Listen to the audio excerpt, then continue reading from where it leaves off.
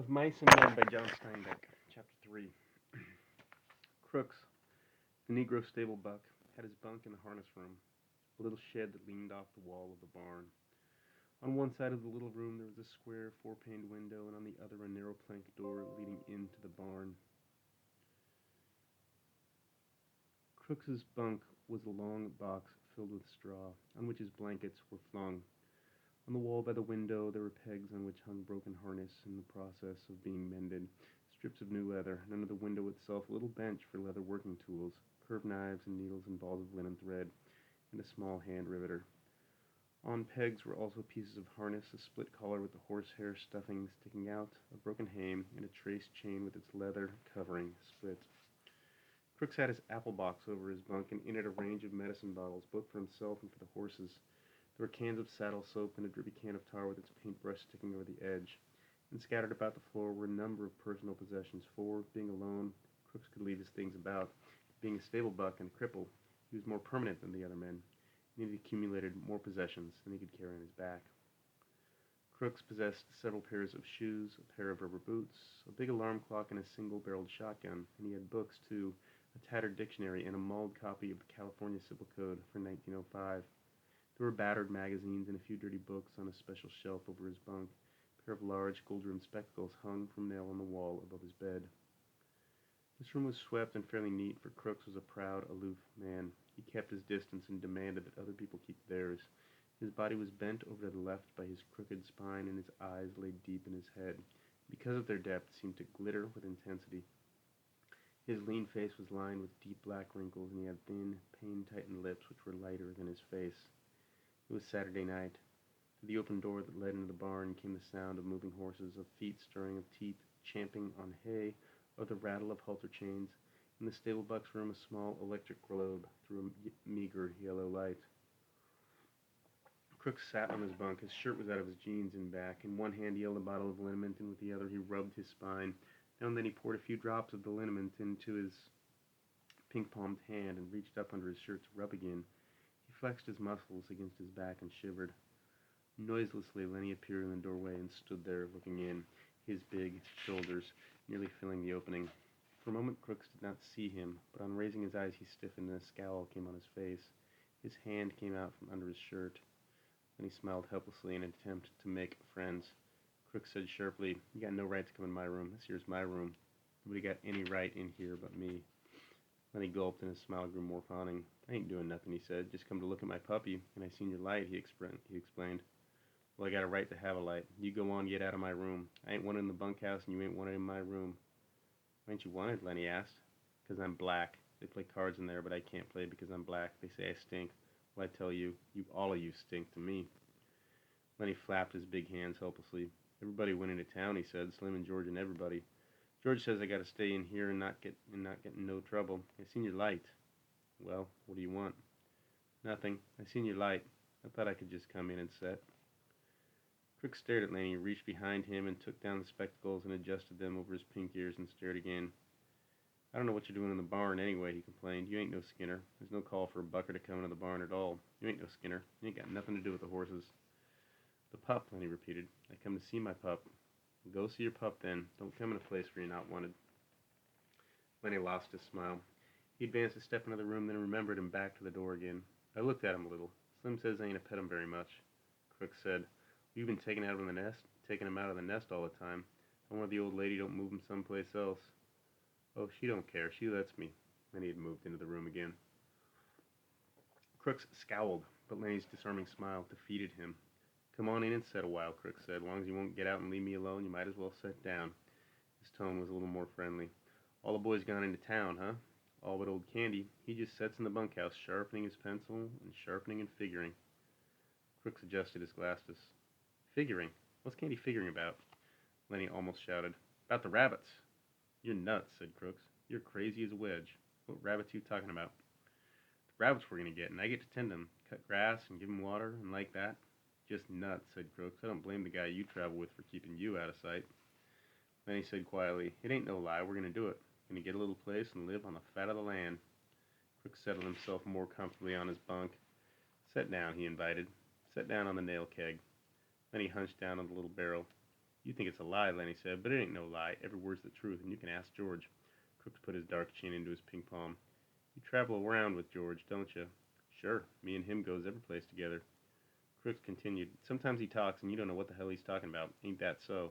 He leaned forward, boring Lenny with his deep eyes. Ain't that so? Yeah, sometimes. Just talks on and you don't know what the hell it's all about? Yeah, sometimes, but not always. Crooks leaned forward over the edge of his bunk. I ain't a southern Negro, he said. I was born right here in California. My old man had a chicken ranch, about 10 acres. The white kids come to play at our place, and sometimes I went to play with them, and some of them was pretty nice. My old man didn't like that. I never knew till long later why he didn't like that, but I know now. He hesitated, and then he spoke again. His voice was softer.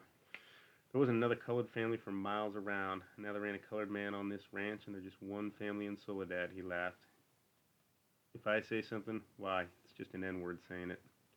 Then he asked, how long you think it'll be before them pups will be old enough to pet? Crooks laughed again. I can talk to you and be sure you won't go blabbing. A couple of weeks and them pups will be all right. George knows what he's about. Just talks and you don't understand nothing. He leaned forward excitedly. This is just an N-word talking, and a busted back N-word, so it don't mean nothing, see? Couldn't remember it anyways. I seen it over and over. A guy talking to another guy, and it don't make no difference if you don't hear or understand. The thing is, they're talking. We're sitting still not talking. It don't make no difference. No difference. His excitement had increased, and he pounded his knee with his hand. George can tell you screwy things, and it don't matter. It's just the talking. It's just being with another guy. That's all. He paused. His voice grew soft and persuasive. Suppose George don't come back no more. Suppose he took a powder and just ain't coming back. What'll you do then? Then his attention came gradually to what had been said. What? He demanded. I said, suppose George went into town tonight and you never heard of him no more. Crooks pressed forward some kind of private victory. Just suppose that, he repeated. He won't do that, Lenny cried. George wouldn't do nothing like that. I've been with George a long time. He'll come back tonight. But that was too much for him. Don't you think he will? His face lighted with pleasure in his torture. Nobody can't tell what a guy'll do, he observed calmly. Let's say he wants to come back and can't. Suppose he gets killed or hurt so he can't come back. Lenny struggled to understand. George won't do nothing like that, he repeated. George is careful. He won't get hurt. He ain't never been hurt because he's careful. Well, just suppose he don't come back. What do you do then? Lenny's face wrinkled with apprehension. I don't know. Say, what you doing anyways, he cried. This ain't true. George ain't got hurt. Crooks bored in on him. Want me to tell you what'll happen? They'll take you to the booby hatch. They'll tie you up with a collar, like a dog. Suddenly Lenny's eyes centered and grew quiet and mad. He stood up and walked dangerously toward Crooks. Who hurt George? He demanded. Crooks saw the danger as it approached him. He edged back on his bunk to get out of the way. I was just supposing, he said. George ain't hurt. He's all right. He'll be back all right. Lenny stood over him. What you supposing for? Ain't nobody going to suppose no hurt to George. Crooks removed his glasses and wiped his eye with his fingers. Just sit down, he said. George ain't hurt. Then he growled back to his seat on the nail keg. Ain't nobody going to talk no hurt to George, he grumbled. Crooks said gently, maybe you can see now. You got George. You know he's going to come back. Suppose you didn't have nobody. Suppose you couldn't go into the bunkhouse and play rummy because you was black. How'd you like that? Suppose you had to sit out here and read books. Sure, you could play horseshoes till it got dark, but then you got to read books. Books ain't no good. Guy needs somebody to be near him, he whined. Guy goes nuts if he ain't got nobody. Don't make no difference who the guy is, as long as he's with you. I tell you, he cried. I tell you, a guy gets too lonely and he gets sick. George gonna come back, Lenny reassured himself in a frightened voice. Maybe George come back already. Maybe I better go see. Crooks said, I didn't mean to scare you. He'll come back. I was talking about myself. Guy sits alone out here at night. Maybe he reading books or thinking or stuff like that. Sometimes he gets thinking and he got nothing to tell him what's so and what ain't so. Maybe if he sees something, he don't know whether it's right or not. He can't turn to some other guy and ask him if he sees it too. He can't tell. He got nothing to measure by. I seen things out here. I wasn't drunk. I don't know if I was asleep. Some guy was with me, he could tell me I was asleep, and then it would be all right, but I just don't know. Crooks was looking across the room now, looking toward the window. And he said miserably, George wouldn't go away and leave me. I know George wouldn't do that.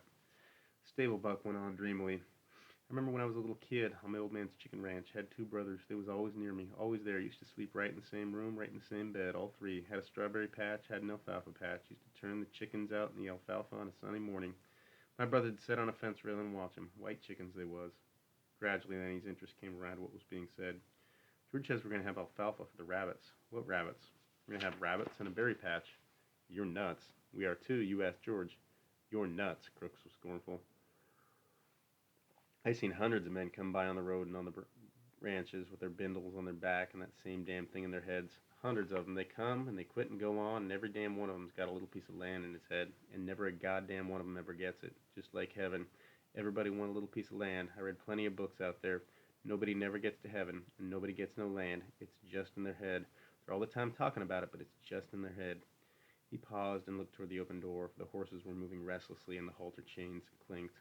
A horse whinnied. I guess somebody's out there, Crook said. Maybe Slim. Slim comes in sometimes 2, 3 times a night. Slim's a real skinner. He looks out for his team. He pulled himself painfully upright and moved toward the door. That you, Slim? He called. Candy's voice answered. Slim went in town. Say, you seen Lenny? You mean the big guy? Yeah, seen him around any place? He's in here, Crook said shortly. He went back to his bunk and lay down. Kenny stood in the doorway, scratching his bald wrist, looking blindly into the lighted room. He made no attempt to enter. Tell you what, Lenny, I've been figuring about them rabbits, Crook said irritably. You can come in if you want. Kenny seemed embarrassed. I don't know. Of course, if you want me to. Come on in. If everybody's coming in, you might just as well. It was difficult for Crooks to conceal his pleasure with anger.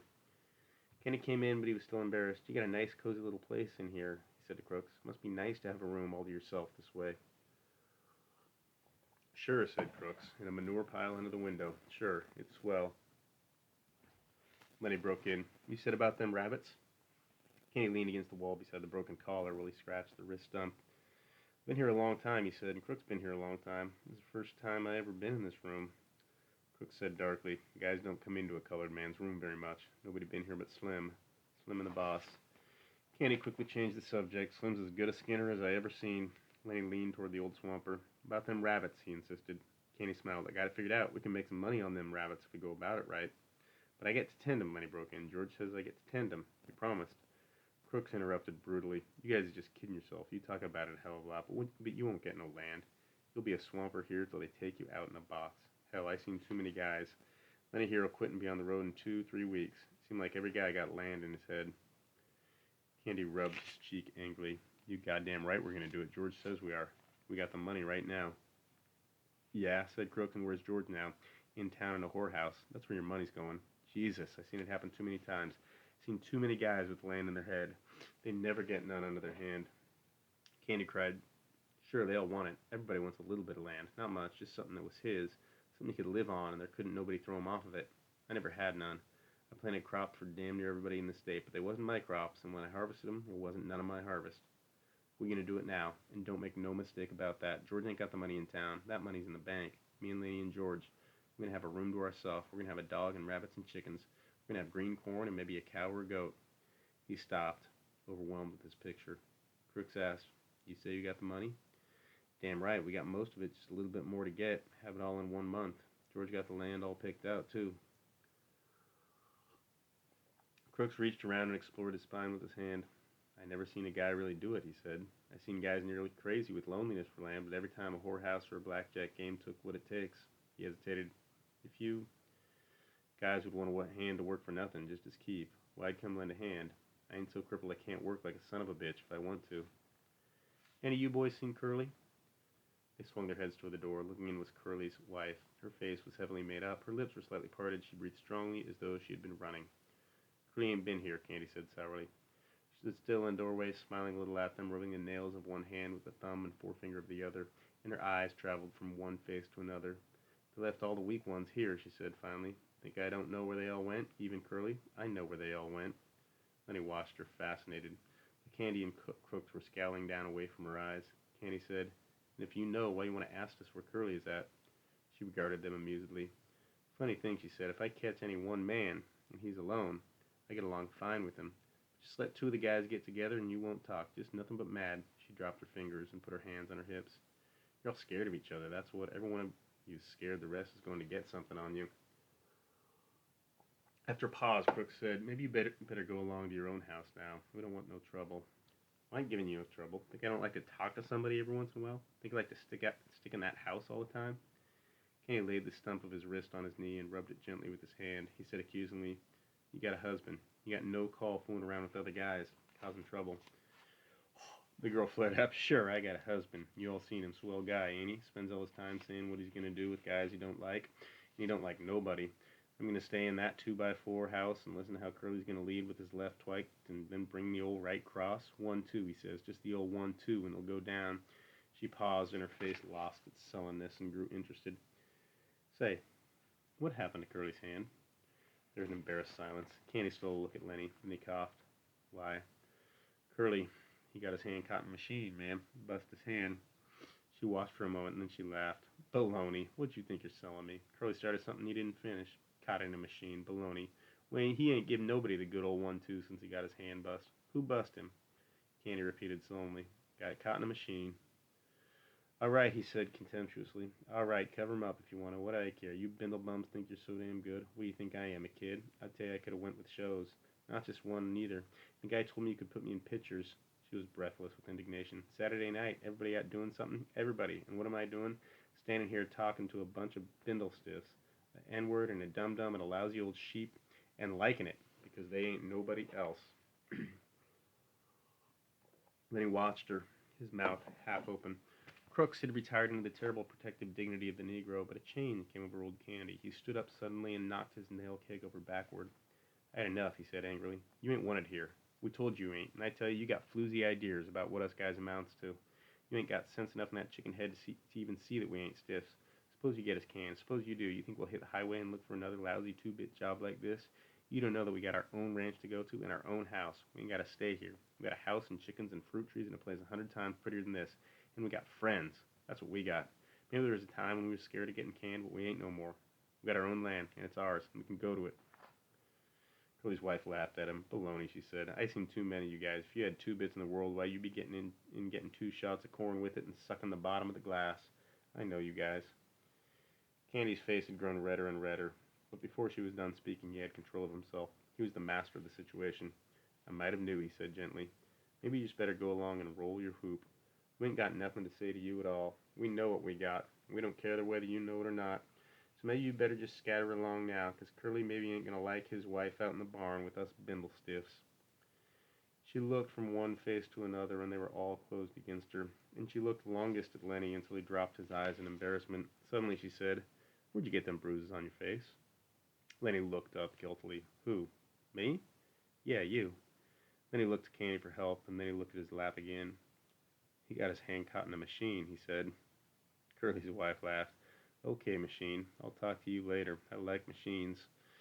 Candy broke in. You let this guy alone. Don't you do no messing around with him. I'm going to tell George what you says. George won't have you messing with Lenny.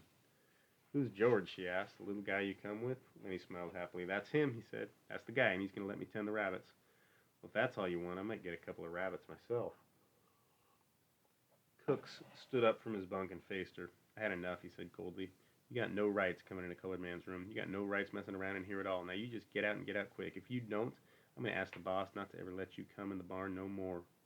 She turned on him in scorn. Listen, N-word, she said. You know what I can do to you if you open your trap? Crooks stared hopelessly at her. Then he sat down on his bunk and drew into himself. She closed in on him. You know what I could do? Crooks seemed to grow smaller, and he pressed himself against the wall. Yes, ma'am. But you keep your place then, N-word. I could get you strung up on a tree so easy it ain't even funny.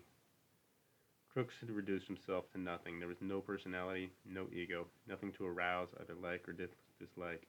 He said, yes, ma'am, and his voice was toneless. For a moment she stood over him as though waiting for him to move so that she could whip at him again, but Crooks sat perfectly still, his eyes averted, everything that might be hurt drawn in. She turned at last to the other two. Old Candy was watching her, fascinated. If you was to do that, we'd tell, he said quietly. We'd tell about you framing Crooks. Tell and be damned, she cried. Nobody listened to you, and you know it. Nobody listened to you. Candy subsided. No, he agreed. Nobody listened to us. Then he whined. I wish George was here. I wish George was here. Candy stepped over to him. Don't you worry, Don, he said. I just heard the guys coming in. George will be in the bunkhouse right now, I bet. He turned to Curly's wife. You better go home now, he said quietly. If you go right now, we won't tell Curly you was here. She praised him coolly. I ain't sure you heard nothing. Better not take no chances, he said. If you ain't sure, you better take the safe way. She turned to Lenny. I'm glad you bust up Curly a little bit. He got it coming to him. Sometimes I'd like to bust him myself. She slipped out the door and disappeared into the dark barn. And while she went through the barn, the halter chains rattled and some horses snorted and some stomped their feet. Crooks seemed to come slowly out of the layers of protection he had put on. Is that the truth that you guys said about the guy's come back? He asked. Sure, I heard him. Well, I didn't hear nothing. The gate banged, Candy said, and he went on. Jesus Christ, Curly's wife can move quiet. I guess he had a lot of practice, though. Crooks avoided the whole subject now. Maybe you guys better go, he said. I ain't sure I want you here in here no more. Colored men got to have some rights, even if you don't like 'em. Candy said, that bitch did not to have said that to you.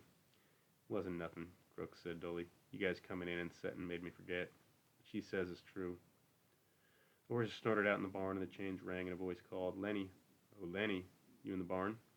It's George, Lenny cried, and he answered, Here, George, I'm right in here. In a second, George stood framed in the door, and he looked disapprovingly about. What you doing in Crooks' room? You had not to be in here. Crooks nodded. I told 'em, but they come in anyways. Why didn't you kick 'em out? I didn't care much, said Crooks. Lenny's a nice fella. Now Candy aroused himself. Oh, George, I've been figuring. I got it doped out how we can even make some money on them rabbits. George scowled. I thought I told you not to tell nobody about that. Candy was crestfallen. Didn't tell nobody but Crooks. George said, Will you guys get out of here? Jesus, seems like I can't go away for a minute. Candy and Lenny stood up and went toward the door. Crooks called, Candy, huh? Remember what I said about hoeing and doing odd jobs? Yeah, said Candy, I remember. Just forget it, said Crooks. I didn't mean it, just fooling. I wouldn't want to go to no place like that. Well, okay, if you feel like that, good night. The three men went out the door. As they went through the barn, the horses snorted and the halter chains rattled. Crooks sat on his bunk and looked at the door for a moment, and then he reached for the liniment bottle. He pulled out his shirt and back and poured a little liniment in his pink palm, and, reaching around, he fell slowly to rubbing his back.